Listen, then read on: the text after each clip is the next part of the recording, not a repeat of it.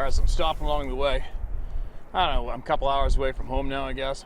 And on my way into the interior of British Columbia for a few days. And along the way, I'm going to stop and visit some people I know. And when I get to my final destination, I'm hooking up some people who have basically been there, done that, and seen that when it comes to the mountains of British Columbia, big game hunting, being very remote and for very long times. These guys have got so many stories, it's absolutely freaking ridiculous.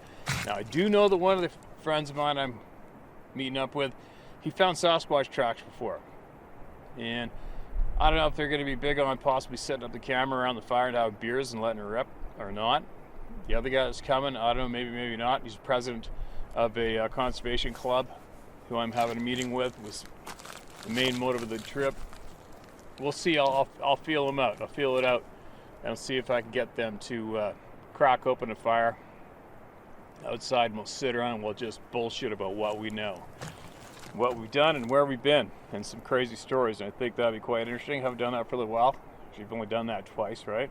So far, but it's pretty interesting to those who have listened to the past. But anyways, enjoy that view behind me, and I'm going to get a couple shares out here along the route. Hey Steve, been a long time viewer to your channel. I subscribed about 6 months ago. I really love the Howtohunt community. Finally felt compelled to share one of my encounters. I've had the best opportunity a girl could have growing up. Even as a small child, I was out enjoying the wilds of Alberta with my family and learning the ways of the land and respect for all it provides us. I've instilled this love and respect in all 4 of my now grown-up kids as well, 2 of which are avid hunters. I'm in my early 60s now, and you still can't keep me out of those mountains, even though my kids have given me a lot of grief about my solo adventures. Maybe that's why I've seen what I've seen, because I'm out on my own. Anyways, as you well know, Steve, there's nothing better than sitting by a secluded stream on a hot summer's day, fishing pole in hand. And that's exactly what I was doing on July 13th, 2013, on the Nordegg River, about 20 kilometers or so west of the Sunchild Road. Hiked in a couple kilometers off the pipeline to a nice secluded spot that I've frequented before. It was about 2 in the afternoon by the time I got to my destination. I popped up the tent in a shady little clearing, grabbed my gear, and headed down to the river for an afternoon of fishing. This river is seldom high or fast except in spring runoff, and has a nice deep little backwash in my favorite spot.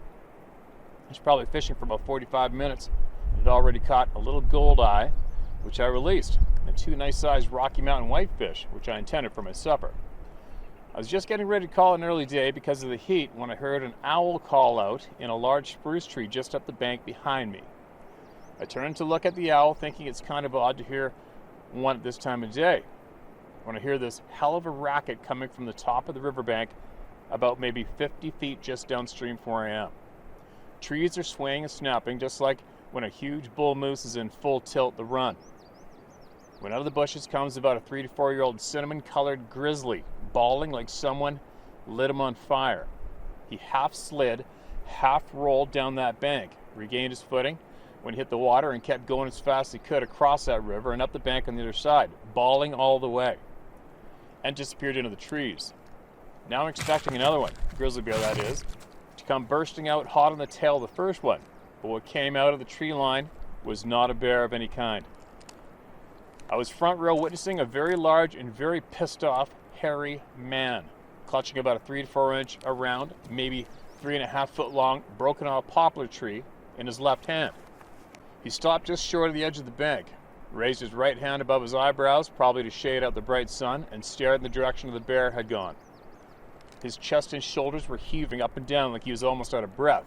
His face, and especially his eyes, looked like they were seething with anger. I could clearly see his face, as the sun was shining on it at the time, and yes, his eyes were still visible, even though his right hand was partially shading them.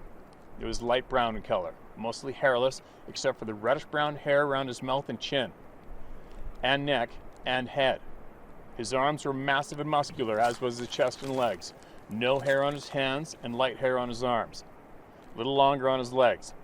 He was probably about between 7 to 8 feet tall, and at least 400 pounds of solid muscle. My son-in-law is 6'11" tall and 320 pounds, and this guy had at least another foot and 100 pounds on him. I think he stood there for maybe a full minute staring the direction that grizzly had gone before he turned, dropped his right arm back down to his side, and walked back into the trees, still clutching the piece of tree in his left one. He didn't even glance in my direction, just slowly turned and walked back the way he came from. I know my fight or flight mechanism should have kicked in by then, but I just sat there frozen, taking a few deep breaths, probably because I was holding my breath through the whole ordeal. I don't know how long I sat there. I couldn't have been too long, probably just a few minutes. Then the owl flew down from the tree over my head and gone. I guess I felt that was my cue to get the hell out of there. Grabbed my gear, broke my camp, and hiked my ass out of there as fast as my short little legs could carry me, leaving my 2 fish behind as a peace offering. I can remember the incident like it was yesterday. The sound of the bear bawling, the hairy man standing there, stick in hand. This is something that just sticks with a person. I've fished that river many times since, just not that particular spot. I know what I witnessed that day, and no one can convince me otherwise. That was a very large, hairy man, not an ape of any kind. Seen them before, just not that close, and they were not threatening in any way. Whatever the bear did to piss off the hairy man that day, I think he was pretty damn lucky to be able to run away and lick his wounds as he did. Thanks, Steve, for listening. Take care out there. Jem. Holy shit. That is a one hell of an experience. Thank you so much for saying that and sharing it. It's actually, you know what, by this point of the game, if anybody actually listens to the people, the first-hand knowledge-filled people, the eyewitnesses, it doesn't take half a brain to figure out that these things aren't monkeys or apes. They just aren't. It's funny on that note too. It's funny, amazing how many people who are into the so-called researcher groups who they will not listen to or entertain the thought of even having the conversation with anybody who goes against what they believe, which is these things are a frickin' animal. I wonder why that is. Isn't it amazing? Isn't it amazing to accept the fact that something is so out of this world to us, accept it as real, but that same mind will not entertain something else to go along with it, other facts that go with it. People's minds are real spooky things, aren't they? They're very confusing.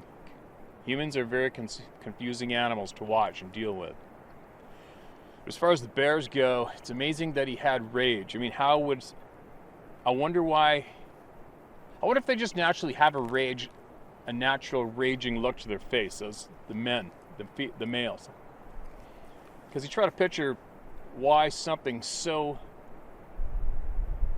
kick-ass, intimidating, and skilled would waste its energy to show that kind of emotion towards a silly 3-year-old bear, 4-year-old bear, no matter what the bear species it was, right? I mean, why would you be raged at a bear? Unless you were just one of those people who had a short fuse, right? And as far as killing bears and eating them, 100%. The Sabe people enjoy bear flesh, without a doubt. And why do I call it Sabe? Well, that is what the original name was from the original people of this continent, the original communities, the First Nations people. I don't know why. I think we gotta backpedal and start listening to the people that were here and had the knowledge first and listen to them. It's because they obviously got kicked off to the curb and ignored and laughed at all this time, which was so stupid. And I'll admit it's flat out. I mean, I don't try to control anybody. You say what you want, do what you want, think what you want. But if I could encourage some kind of a movement, it would possibly to be, number one, to lose the silly, cringeworthy name Bigfoot. It's like so cringe. I even have a tough time reading it when I have to say that word in emails, you know? It's like, it just helps discredit this topic. It's the brand name for this being a myth or something to be laughed at. You know, when you hear people online going, well, we've seen 2 Bigfoots, and then I saw another Bigfoot another time too, and then my uncle, he's seen the Bigfoots too, and I think he's seen 3 Bigfoots. It just makes you want to run and hide and plug your ears with cotton and look away like a bad car accident. But from what I gathered from the First Nations people and the many people who have communicated with these beings, Sabe seems to be the name of these beings that stands out the most, and it sounds more respectful to me too.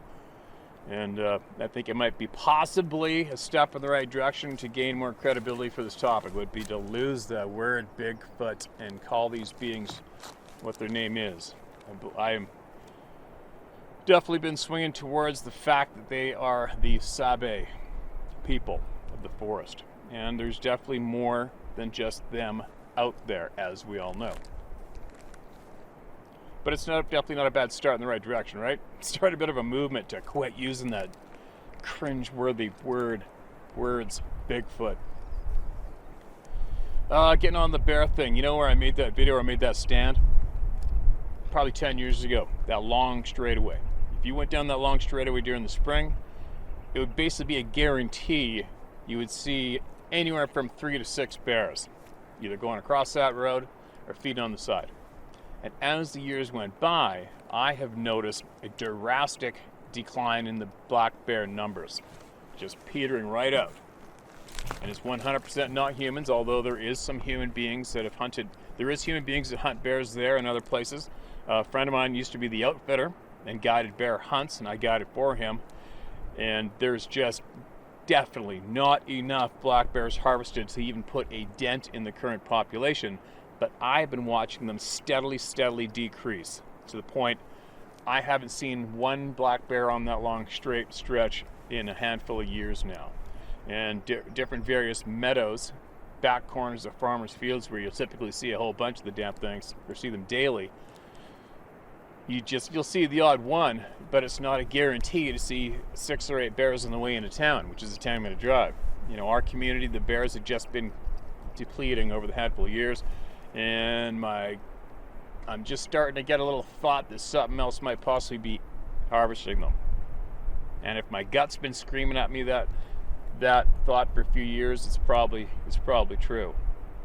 We did have a major serious wolf explosion, and wolves do dig bears out of their holes and eat them in the wintertime, and they eat them whenever they can. There's just a pork chop covered in black fur, right? Tastes good. They eat them. But the wolf populations has been back under control now for a few years, and I just don't see the black bear numbers like we normally have in the past.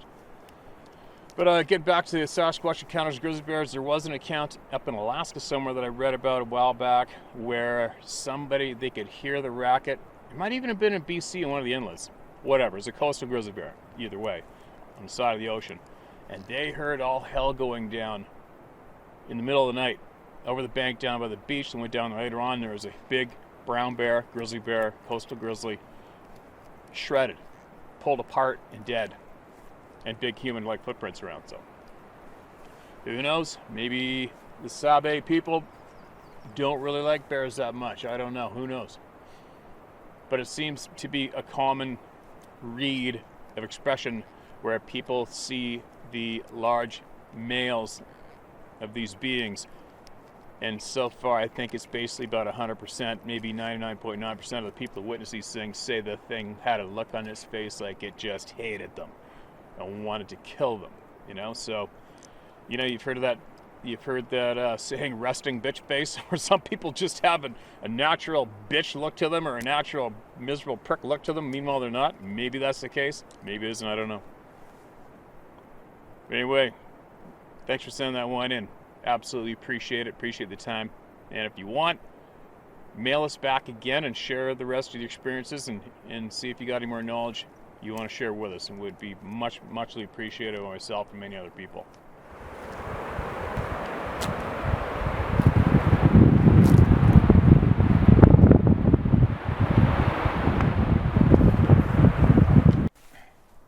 This province is so rugged, it's ridiculous. It's funny when you fly over BC from, say, Victoria on the west coast, fly over to Calgary or Edmonton, it's like the second you get up in the air, you're flying across nasty mountains, and you're flying across nasty mountains all the way till you get to the Alberta border. It's just full-on rugged shit like this everywhere you go in this entire province. I'm guessing along the whole west coast of North America, I'm guessing. Pretty nasty, rugged stuff. This drain behind me, that goes up. If you follow that drain behind me, that'll eventually take you directly to an area where a First Nations man went missing. I can't remember if he was from Lytton, Spence's Bridge, Boston Bar, Merritt, whatever. He's from around there, right around there somewhere. And I spoke with a few people who had first-hand encounters in that country right behind me. Basically right where I'm standing as well. Anyway, only on day one of my road trip. And I'm going to stop and let you see a bunch of British Columbia in these mountains and where these people, these beings live as I go.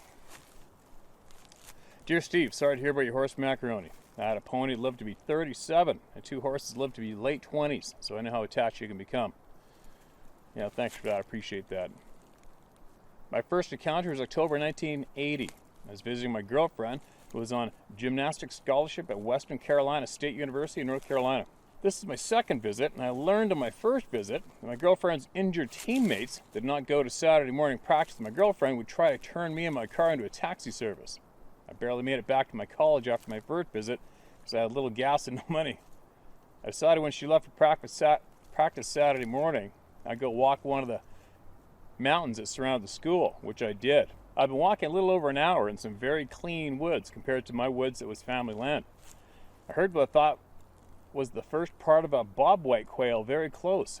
I looked to where the whistle came from, and less than 50 feet away and 30 feet in a tree was what I thought was a giant gibbon ape. A family in my hometown had a pet gibbon that I'd been around on many occasions, and this animal looked like a very, very large gibbon to me. Filled out quite a bit more, but with very long arms, like the gibbon I knew. He, it was a male, was trying to keep the center of the tree between us, and he looked very surprised to see me. His mouth was pushed forward into an "oh shit, he sees me" look. He moved to his left when I moved to my left and was looking for a tail, but just as I expected, he had a fanny and no tail. He's just too big to be a monkey, trying again to keep the tree center between us. He was solid black with a charcoal gray frame around his face. He looked very healthy and very young in the face. His size was hard to tell, but I knew he was at least as big as I was, 5'10", 220. His face was charcoal colored and his eyes were brown. His head was round, not pointed, so it appeared to me. I had no idea what I was looking at. Thought it had to be someone's pet that had gotten too big to handle and they released it to the wild. I don't even think there was anything like this in a tree on a mountain in North Carolina. I watched him for a few minutes or so and had to get back to meet my girlfriend after practice ended. I was a senior in college and never said anything about it. No one would believe me. I did 20 years later tell my oldest friend who I hunted with. His son was there and they both rolled their eyes, so I just quit talking about it. I was not scared because I really thought it was a released pet. I just didn't know anything about the hairy man at the time. Fast forward to 10 years, I'm taking clients hunting on 2,100 acres on the Flint River in Middle Georgia area. Many times I had the experience of being followed when I was out there alone checking stands prior to the season start. Many times I had the peripheral sighting of something very large going from one tree to the next. This land had not been cut for timber on the river bottom and had some huge trees, gum, oak, hickory. On one occasion I was taking hunters to their stand, and when I parked to walk them in, my high beams were shining on what appeared to be a lightning strike, remains of a tree stump that was covered in moss. I walked them to their stand and came back to the truck. When I cranked up my lights and shined in the same location, I'd cut it off and the stump was gone. I could not believe it. Another time I'd just gotten my stand after putting clients in their stands, and I heard a conversation coming back toward where my truck was. The land is gated and the gate was locked. Therefore I concluded I had poachers that had walked in. I walked all the way back to my truck and heard nothing and saw nothing. I just figured my hearing was not good enough to understand the conversation, but it was definitely a conversation. 2 of my clients had heard my stories and were interested in seeing what I called a booger. So after midnight one Friday, we went to a ridgeline with a bottom below and used a predator call of rabbit squealing. Immediately we heard something heavy come up from the bottom on 2 feet that walked around our location and went back down to the bottom. Crazy. We were standing back to back like a covey of quail of 3. No one had said a word because they were scared and I was too. Then I heard what sounded like small children laughing coming out of the bottom. Then I heard what sounded like small children laughing coming out of the bottom. I did not say a word because I figured there's no way there's kids in that river swamp bottom at 1 a.m. in the morning. But one of my clients leaned in and whispered, "Did you hear those kids laughing?" All I could think was to say was thank you, because I was questioning my sanity that time. Now fast forward a few more years in the spring of 2001. I had just gotten into turkey hunting, and my friend I hunted with had called 2 in for me the previous turkey season. He could not go hunting that morning, but he gave me a piece of decoy hen that would fall off the stick up pole and push bottom wooden then call, and a push button wooden hen call. I put the dove bucket up in the root recess of a giant oak near my personal deer stand that dropped a billion acorns every fall. I literally could recess into this tree, it was so big. The sun was coming up around 7 a.m. and I had heard all kind of activity when the big eye was coming up. Squirrels, birds, and an armadillo was nosing leaves around about 20 yards from me. I heard a lot of fuss coming from behind me back toward the river. Thought it might be hogs, so I was kind of on edge, but had 28-inch BPS and a 3.5 Magnum number 4 turkey shot with no plug, so I had 5 shells in the gun and not much would take it that close. So I felt fairly secure. Whatever this was coming in my direction, and as I listened, I could tell it was on 2 feet and did not care who heard it coming. This kind of made me feel uneasy, thinking I was about to confront a poacher that came in off the river from a boat. But as I got closer, I could tell by the footfall it was very large and heavy. Came all the way to backside of my tree I was up in and stopped. That is when I smelled a very strong body odor. Not skunk or rotten meat, but very strong body odor. Sour, wet dog, strong body odor. About this time, whatever it was, cleared its nose and blew. I had a friend with a Belgian draft horse, and that is what it sounded like. My hair was standing up and I was literally feeling queasy, like nauseated queasy. All the sounds had stopped. No birds, no squirrels, and the armadillo was gone. Then I quit smelling the body odor, and whatever it was made no more sounds at all. I'd made a lot of noise getting into my tree, but it just shut off, and somehow it shut off the smell it had too. I didn't know what to do, so I just sat there and listened. I sat for what I thought was about 30 to 45 minutes. I finally stood up, grabbed my dove bucket, and started walking toward my truck, and did not look back until I cleared the tree I was under. I saw nothing. I had parked a quarter mile or more to avoid spooking the roosting turkey I had to walk past to get there. When I got to my truck, my watch was hanging on the gear shift, and it was 10:45. I remember thinking, there ain't no way it can be this late. I really thought it would be 9 or 9:30 at the latest, so that was the experience. Then later the next year in the spring, my brother and I were going flat fishing on the Florida Big Bend for speckled trout and redfish. It was 3:30 a.m. and we were 25 miles south of the southwest Georgia line in Florida, headed to our fish camp. We were traveling a Florida State 2-lane road that was not very wide, and I was pulling a 19-foot skiff. A large black cat ran right to left in front of us and turned right at the other shoulder and ran in my high beams for a few seconds. I'd slowed from 45 miles per hour to about 35, and this cat was staying in front of us at 60 feet or so. I'm an old football coach, and muscle mass is something I can gauge pretty good. This thing was a black jaguar. The pattern in my high beams is very easy to see. What surprised me was the size of the animal. This thing had to weigh at least 350 pounds. Had I not seen the jaguar pattern, I'd said it was a black tiger. And I know there is no such a thing, only 2 cats have the black color and leopards don't live in this hemisphere. I first of all didn't know jaguars got that big. I'd always heard 250 was their max size, but this thing was enormous. The shoulders were huge and the jaws could have easily held my entire head. The girth in the tail had to be at least 3 or 4 inches, and not even counting the tail would have been longer than my Chev 4x4 was wide. Holy shit. This is a male jaguar because we were looking at the east end of the westbound cat, and every time that tail came up we saw 2 grapefruit bouncing under it. This is an apex predator that I've never expected to see in my part of the world, and I've been eating very good. And it had been eating very good. Thanks, Steve, I'm still working. I don't need my name thrown out there for that reason. Give me a couple more and I will not care. Wow. Sir, thank you so much for that share. Wow.